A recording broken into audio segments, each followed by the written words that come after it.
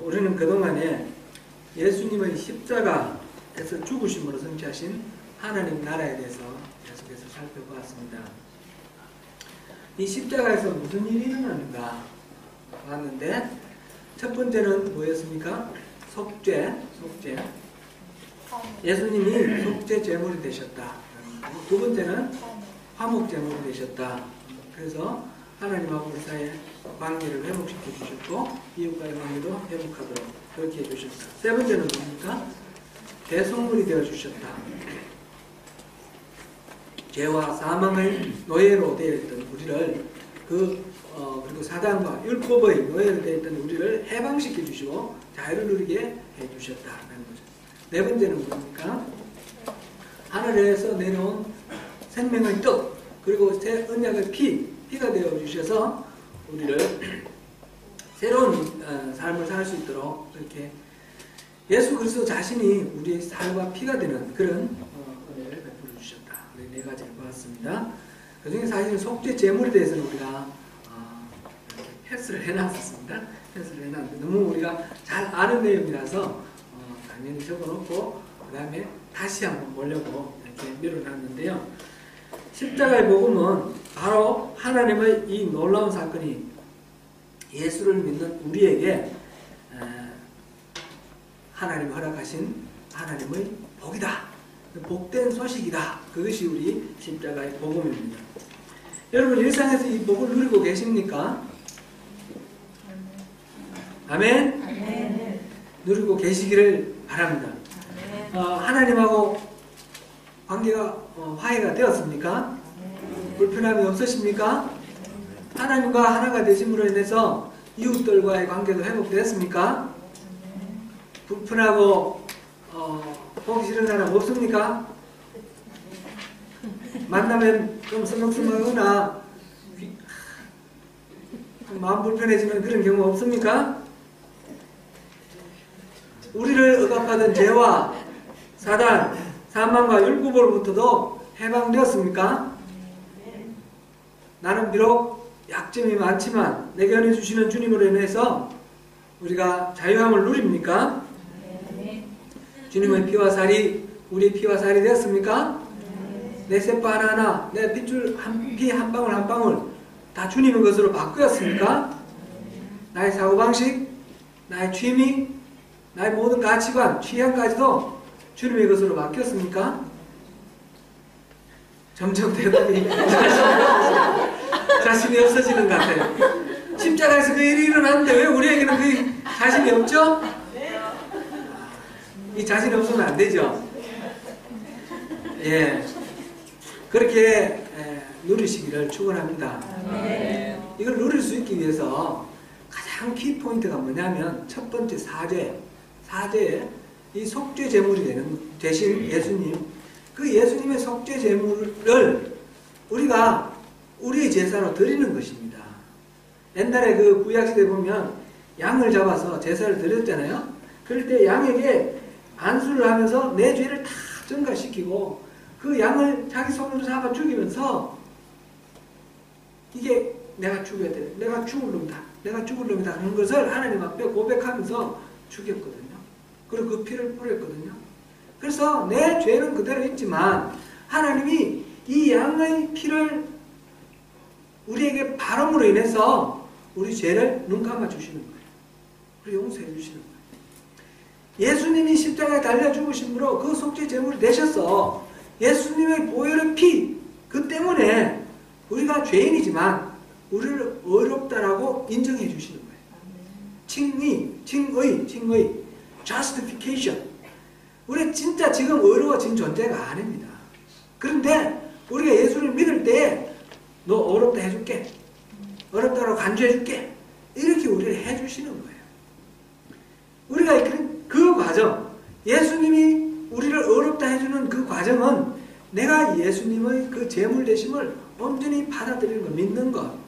내가 속죄 제물, 예수님이 이 짐승을 잡을 때 이 짐승이 죽는 것은 내가 죽는 거라고 그렇게 생각했던 것처럼 예수님이 십자가에 달려 죽으신 것은 내가 죽은 거다.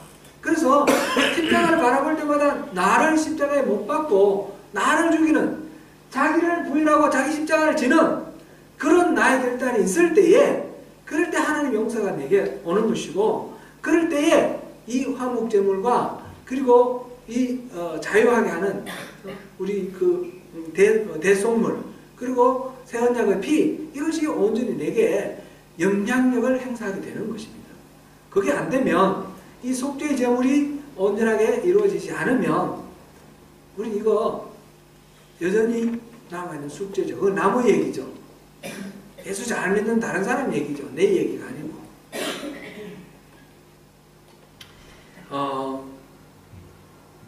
예수님이 나의 속죄 제물이 되셨다라는 것, 이것이 나에게 은혜가 되기 위해서 꼭 필요한 핵심은 또 내가 바로 그 죄인이라는 것을 인정하는 것입니다. 내가 죄인이라는 걸 인정하고 내 죄를 회개할 때에 예수님의 속죄 제물이 나를 위한 제사가 되는 것입니다. 내가 죄를 인정하지 않으면, 내가 죄인이 아닌데 예수님이 제물이 되신 게 나하고 무슨 상관이 있습니까? 아무 상관 없는 거죠. 예수님이 말씀하셨잖아요. 아픈 자에게만 의원이 필요하다.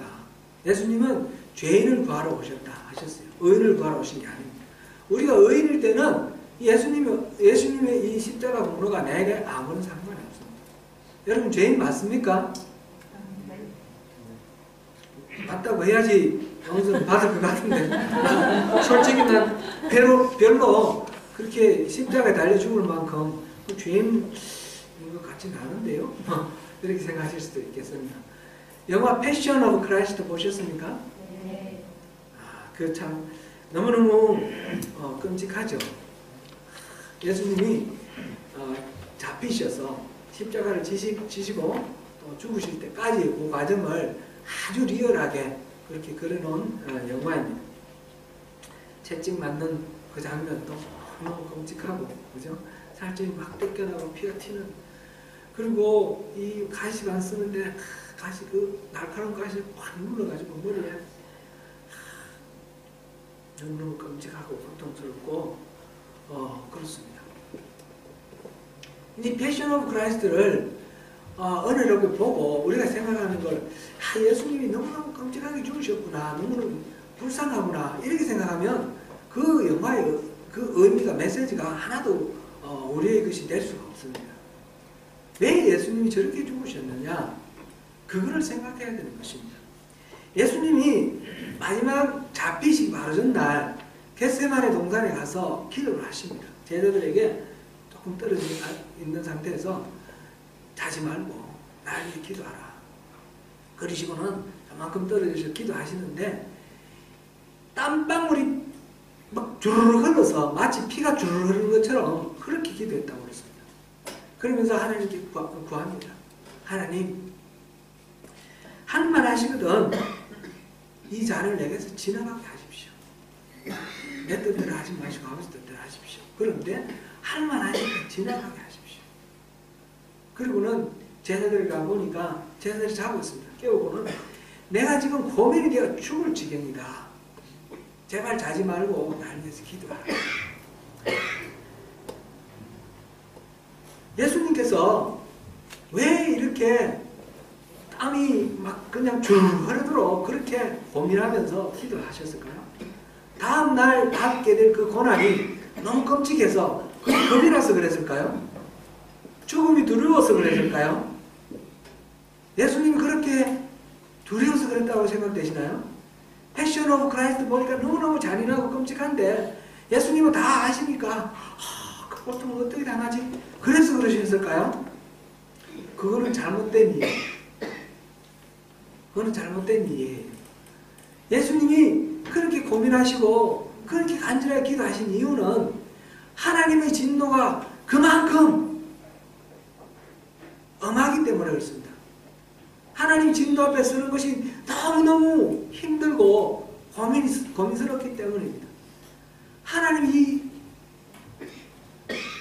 의로우신 하나님께서 죄를 조금도 용납하지 아니하시는 그 하나님께서 그 죄를 끝장내시는 그 장면이 너무너무 두렵고 힘들어서 그래서 그런 것입니다. 죽음 자체가 무서운 그런 건 아닙니다. 예수님이 그 죽음을 당하시는 그것보다도 더 의연하게 죽는 사람들 많이 봅니다. 우리 오늘날도 있고요. 옛날에도 있고. 죽음 담담하게 그렇게 맞이하는 사람 참 많습니다. 초대 교회의 역사에 보면 폴리캅이라는 감독이 있었는데 사도 요한의 바로 제자입니다. 이 사람이 나중에 박해자에 의해서 죽임을 당했는데 박해자가 그럽니다. 예수를 부인하라. 예수를 모른다 하라. 그러면 살려주겠다. 왜냐하면 이 폴리캅이 너무너무 거룩하고 성스러운 그런 사람이라서 모든 사람들이 다 그를 존경하거든요. 그래서 이 박해자도 죽이고 싶지 않습니다. 이 사람. 자기 마음으로는 존경합니다. 그런데 법으로 죽여야 되니까 제발 예수를 좀 부인해달라고 부탁합니다. 폴리캅이 말합니다. 내 평생 86년 동안 하나님이 예수님이 나를 한 번도 모른다고 하지 않으셨는데 내가 어떻게 예수님을 모른다 했냐.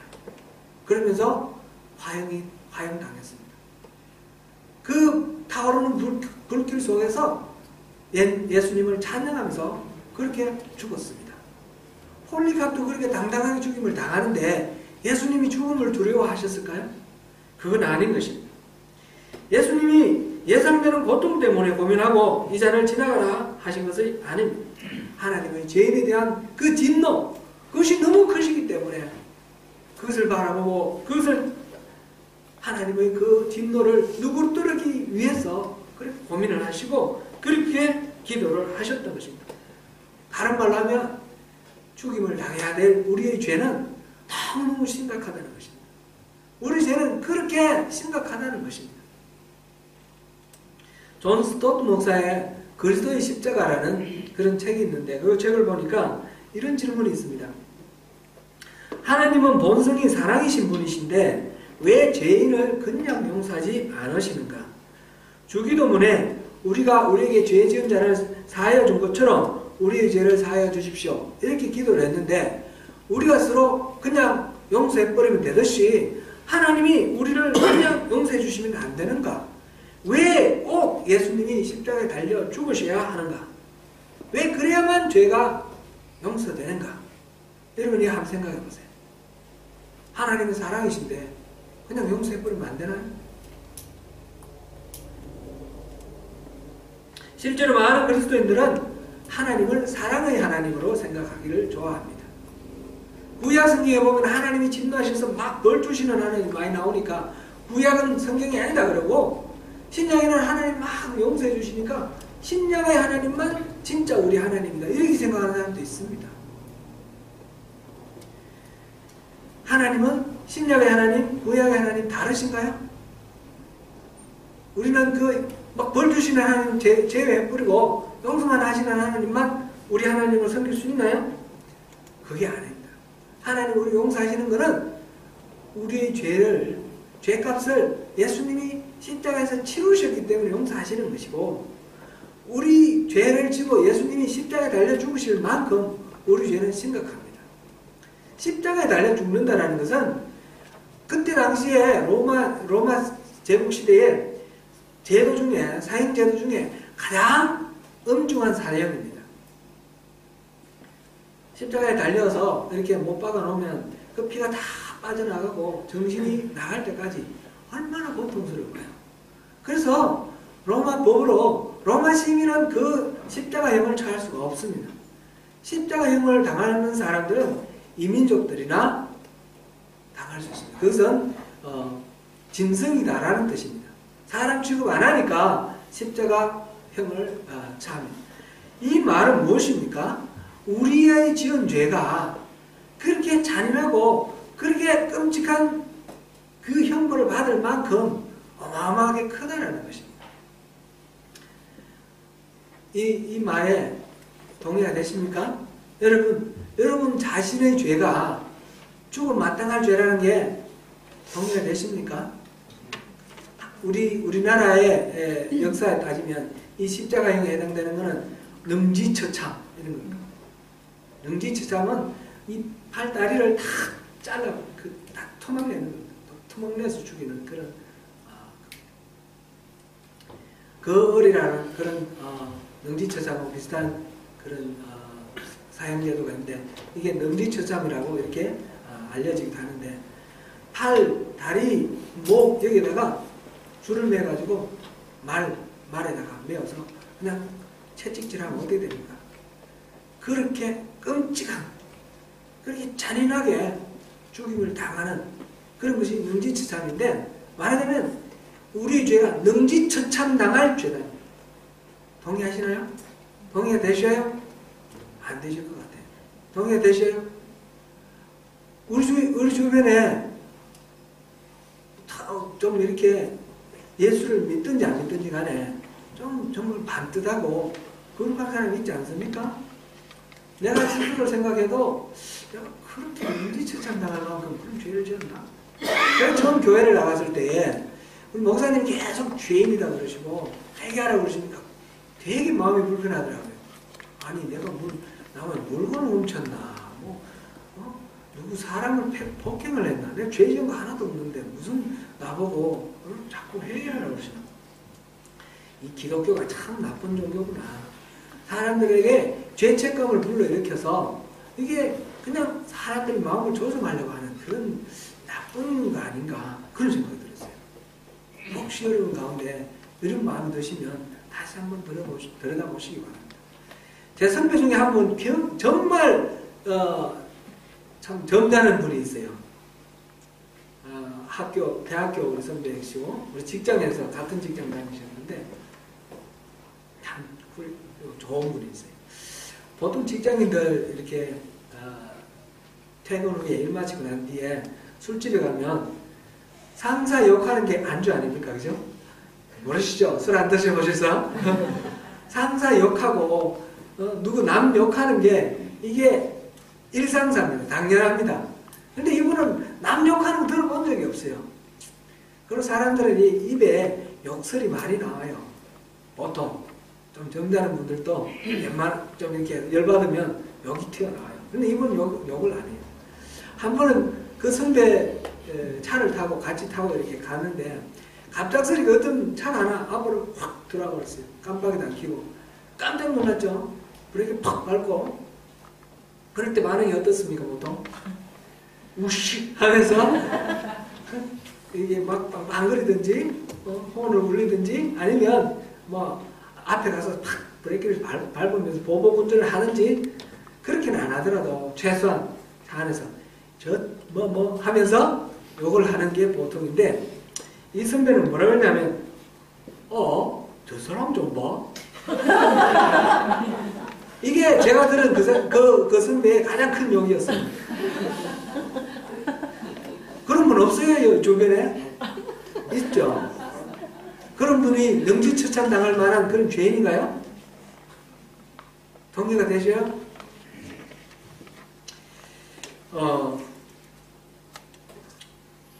우리가 내가 진짜 능지처참할 죄인이다. 그게 인정되어야지 예수님의 속죄 제물이 나를 위한 제물이 돼요. 그럼 진짜 저 스스로를 들여다봐야 돼요.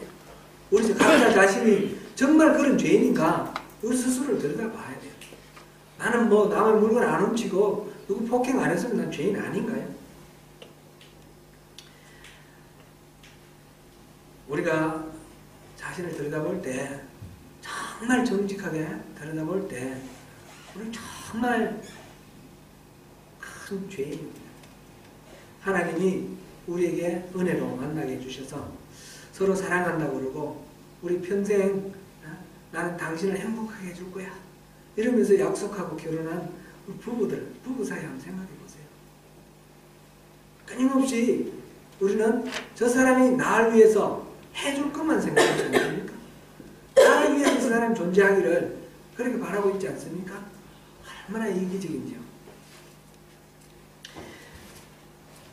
하나님이 맡겨놓으신 자녀인데 그 자녀를 위해서 우리가 이렇게 사랑을 쏟고 키우면서 또 우리 생각에 얼마나 이 아이를 내 식으로 내 가치관대로 내 방식대로 그렇게 나의 사유물로 만들려고 그렇게 애쓰는지 모릅니다. 우리가 얼마나 이 사랑하는 관계 속에서 이기적이고 자기중심적인 겁니다. 우리 부모님 생각하는 우리 자녀들은 어떻습니까? 나에게 생명 주셨고 그 금방 태어나서 내버려두면 죽을 텐데 진자리 마른자리 갈아 누려 주시면서 젖 먹여주고 밥 먹여주고 입혀주고 길러줬는데 우리는 끊임없이 부모에게 원망하고 불평합니다. 왜 내가 하고 싶은 거 안 해주냐? 엄마 아빠가 나한테 해준 게 뭐냐? 얼마나 우리 이기적이고 자기중심적인지 모릅니다. 우리가 그런 존재입니다. 자기 자신을 최고로 여깁니다. 내가 하나님보다 더 소중한 존재입니다. 하나님도 내 소원하는 것을 털어주셔야지 내 하나님이 되십니다. 하나님도 내 길을 열어주셔야지 내가 경배하고 찬양받을 만한 그런 하나님이 됩니다. 내가 원하는 대로 안 열리고 내가 바라는 방식으로 은혜 베풀어 주지 아니하시면 하나님도 버립니다. 그렇지 않습니까? 그렇지 않은 내 마음대로 안 풀리면 하나님도 안 믿습니다. 내가 하나님보다 더 중요합니다. 내가 하나님이 되었습니다. 하나님 자리는 저 아래쪽입니다. 이런 존재를 보고 피조물인 우리가 하나님 자리에 앉아 있는데 하나님이 우리를 보실 때 어떻게 했습니까? 사실은 하나님이 우리를 버린 게 아니라 우리가 하나님을 버렸습니다. 하나님하고 우리는 화해할 수 없는 원수가 되어 있습니다. 이것이 우리의 현 주소입니다.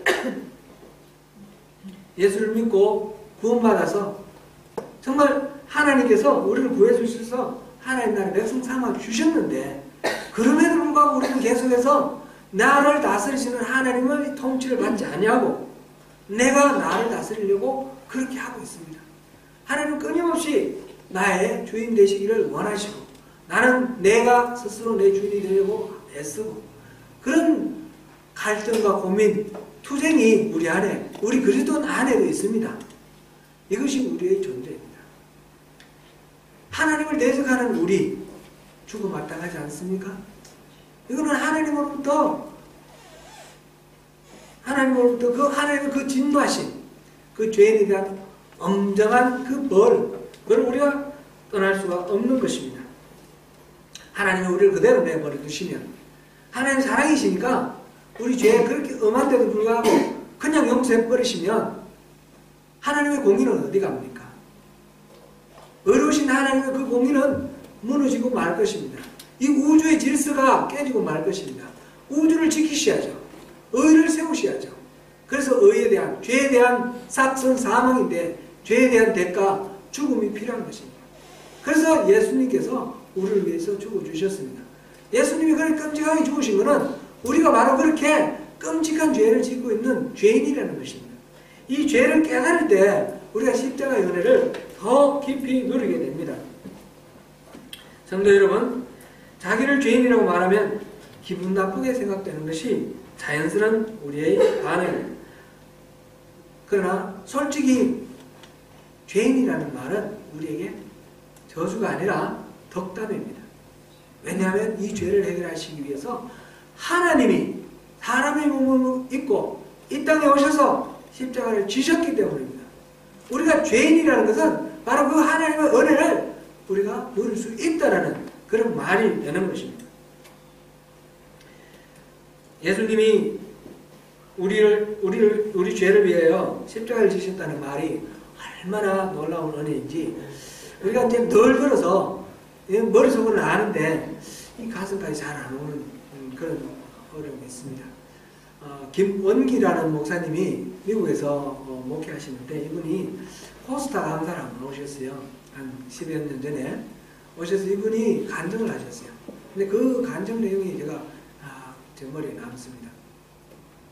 정확하지는 않죠. 10년 지났으니까 좀 약간 그 줄거리만 이제 기억이 나는데 이분이 대학 다닐 때 예수를 안 믿었어요. 늘 술 먹고 죄 가운데 있기를 좋아하는데 동생이 같이 유학 가서 같이 있는 동생이 아주 신실한 그런 그리스도인이 되었습니다. 어느 날 술 먹고 이렇게 정신이 하나도 없는데 동생이 찾아와서 형, 이번 주에 우리 교회에 무슨 행사인데 와볼래? 그렇게 말하는 거예요. 아무 생각 없이 그래 갈게. 그러고 이제 잤어요. 그리고 그날 됐습니다. 갔는데 보니까 부흥회를 하는 거예요. 생전처럼 교회를 갔는데 부흥회를 합니다. 근데 강사 목사님이 누군지도 기억이 나지 않는답니다. 그런데 그때 강사 목사님이 하신 말씀 중에 한 대목이 생각나는 거예요. 그거를 우리에게 간증해 줬습니다. 수의사가 있는데 어떤 농부가 닭을 한 마리 안고 왔습니다. 이 닭이 병이 들었는데 좀 진찰해 주세요. 그래서 수의사가 이렇게 진찰해 보더니 이거 죽을 병이 걸렸습니다. 가만 놔두면 죽습니다. 그래서 그럼 살릴 방법 없습니까? 그랬더니 수의사가 말합니다. 예, 살릴 방법이 있습니다. 아주 간단합니다. 그럼 어떻게 하면 됩니까? 그랬더니 집에 가서 닭을 한 마리 잡아서 푹 구워서 그 국물을 먹이라는 거예요.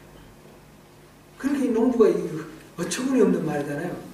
아니 무슨 소리를 하는 거예요. 닭이 지금 죽어가는데 닭을 살려라는데 닭을 구워서 먹이라니요. 그랬더니 그보다 더 좋은 방법이 또 하나 더 있습니다. 그런 거예요. 그게 무슨 방법이에요? 그랬더니 집에 가셔서 소를 잡아서 푹 구워서 그걸 먹이라는 거예요. 그래서 이 농부가 의아리벙벙해서 가만히 쳐다보고 있었더니 사실은 그보다 더 좋은 방법이 있습니다. 그건 무슨 방법이에요? 그랬더니 집에 가셔서 아들을 가마솥에 넣어서 푹 삶아서 먹이세요. 그럼 이 닭이 금방 삽니다. 참 말도 안 되는 소리잖아요. 이제 강사 목사님이 하시는 말씀이 그거라는 거예요. 이게 말이 됩니까? 이 말도 안 되는 이 거래가 우리에게 있습니다. 하나님, 이 우주 만물을 만드신 하나님이 우리를 살리시려고, 이 미물 같은 우리를 살리시려고 자기 아들을 죽이셨다는 거예요. 이 말도 안 되는 거래가 우리를 위해서 이루어졌다는 겁니다. 십자가에. 이걸 믿으시길 바랍니다. 하나님은 말도 안 되는, 우리가 정말 그만큼 가치가 있는 존재입니까? 우리가 지난번에 우리는 어떤 존재냐? 얼마짜리냐? 예수님 짤이라고 했습니다. We don't deserve it. 우리는 그만한 가치가 없어요. 그만큼 예수님을 우리를 위해서 내주실 만큼 가치 있는 존재가 아니에요. 그런데 오직 예수님의 은혜로, 우리 하나님의 사랑으로 우리를 위해서 그렇게 희생을 치러주신 거예요. 그래서 우리가 값이 그만큼 높아진 거예요.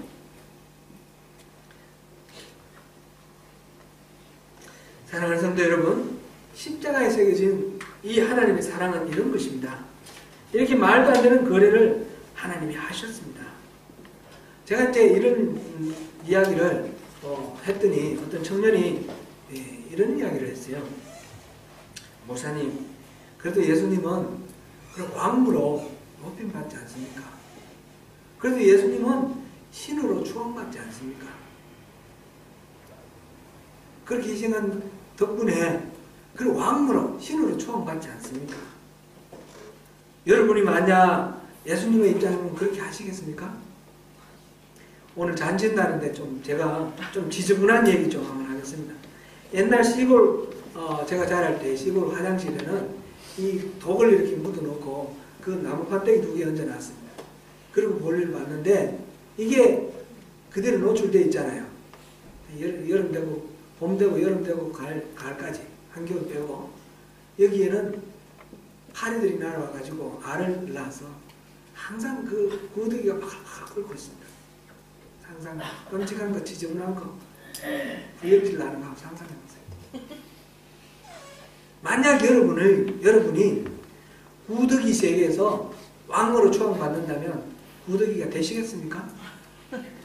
만약 구더기들이 여러분을 신으로 이렇게 추앙한다면 구더기가 되시겠습니까?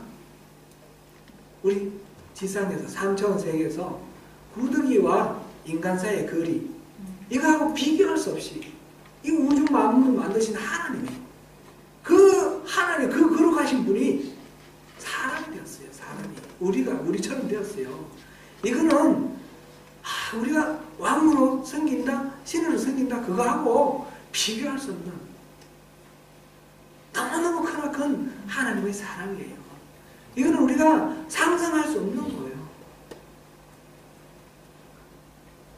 하나님이 스스로 인간의 몸을 입고 오셔서 내 죄값을 치러주시고 나를 용서하셨습니다. 하나님은 그 예수님의 피로 말미암아 우리를 어른으로 그렇게 간주해 주셨어요. 우리가 원수 되었을 때 아직. 그렇게 해서 우리는 의인이 되었습니다. 진짜 의인이 아니라 의인이라고 간주되었습니다. 우리는 아직 죄인입니다. 내가 예수를 믿고 교회 나오고 그래서 그리스도인이라 그러면 마치 내가 진짜 의인이 된 것 같습니다. 설교를 들으면서 이런 교리 저런 교리 하나님이 우리와 화목제물이 되셔서 우리와 화해를 하셨다. 그리고 하나님이 우리를 그렇게 새 언약의 피로 또 새로운 언약으로 이렇게 만들어 주셨다. 하나님이 우리를 모든 죄의 사슬에서 풀어주셨다. 자유로 만들어주셨다 했는데 이것이 마치 내가 당연히 그런 대접을 받을 만한 그런 존재인지로 생각하면 이건 나하고 상관없습니다. 나는 그런 자격이 하나도 없습니다. 나는 죄인입니다. 죽음 마땅할 죄인입니다. 능지처참을 당해야 됩니다. 그런 죄인인데 하나님으로 영광 돌리지 아니하고 내가 하나님의 자리에 올라서 내 마음대로 모든 것들을 판단하고 정죄하고 우리 관계 속에서 어떻습니까? 내가 하나님 되어 있지 않습니까? 내 마음에 안 들면 누구라도 평가하고 판단하고 정죄하지 않습니까? 이런 상황에서 어떻게 우리가 의인이라고 말할 수 있습니까? 우리는 바로 죄인입니다. 그런 죄인이라는 것을 우리가 인정할 때에 하나님께서 우리를 위해서 십자가 제물 삼으신 예수님 그리스도의 그 보혈의 피가 우리의 것이 되는 것입니다.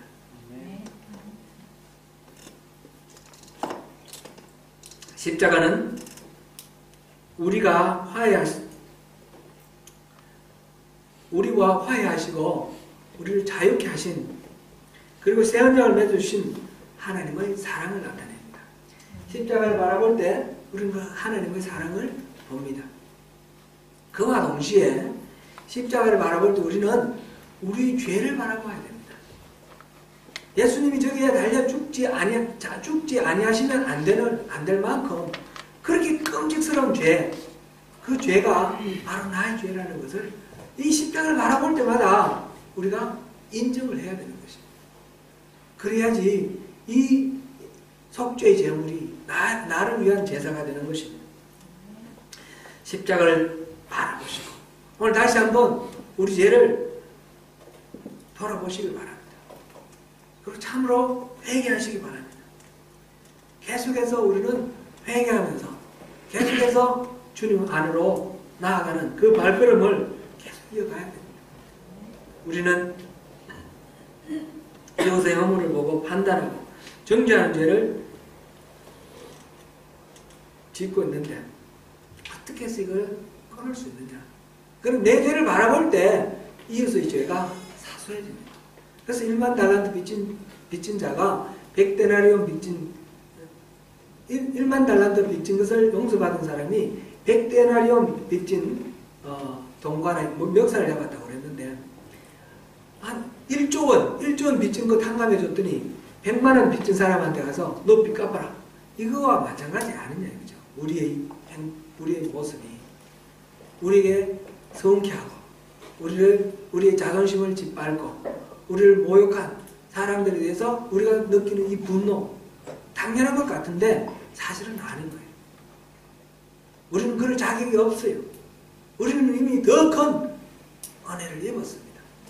그것을 용납하고 그것을 받아들일 수 있는 그 은혜, 그 능력은 어디서 옵니까? 십자가에서 옵니다. 십자가의 능력은 다름 아니라 그렇게 할 수 있는 능력입니다. 용서할 수 없는 사람을 용서하고 관용할 수 없는 사람을 관용하고 품을 수 없는 사람을 품을 수 있는 것. 이건 인간의 능력으로는 불가능한데 십자가에서 베풀어 주신 하나님의 은혜, 그 사랑으로 인해서 그 사랑이 내 것이 될 때 나는 그것을 할 수가 있습니다. 그래서 그리스도인이 능력이 있다는 것입니다. 십자가의 능력이 있다는 것이 바로 그것입니다. 그 이전에는 도저히 이겨낼 수 없는 그 깜깜한 앞이 꽉 막혀있는 깜깜한 절벽 같은 그런 절망 속에 있을 때에 이 십자가를 바라보면 우리 이걸 통해서 우리를 하나님이 얼마나 사랑하셨는지 그 독생자를 아끼지 않고 내주신 그 하나님의 사랑을 보게 되면 그 사랑하시는 하나님이 내게 허락하시는 이 고난과 이 어려움 아무런 문제가 되지 않습니다. 이거 다 나를 사랑하셔서 베풀어 주신 하나님의 은혜인 것입니다. 그래서 우리가 그것을 돌파할 수 있는 능력이 있는 것입니다. 십자가는 그래서 우리에게 능력이 되는 것입니다. 사랑하는 성도 여러분, 십자가를 묵상하시고 더 깊이 묵상하시고 십자가를 볼 때마다 내 자신을 들여다보고 십자가를 볼 때마다 그 능력을 덧입는 그런 주님의 귀한 자녀들, 백성들, 주님의 귀한 능력 있는 하늘나라의 군사 되시기를 축원합니다. 기도하겠습니다.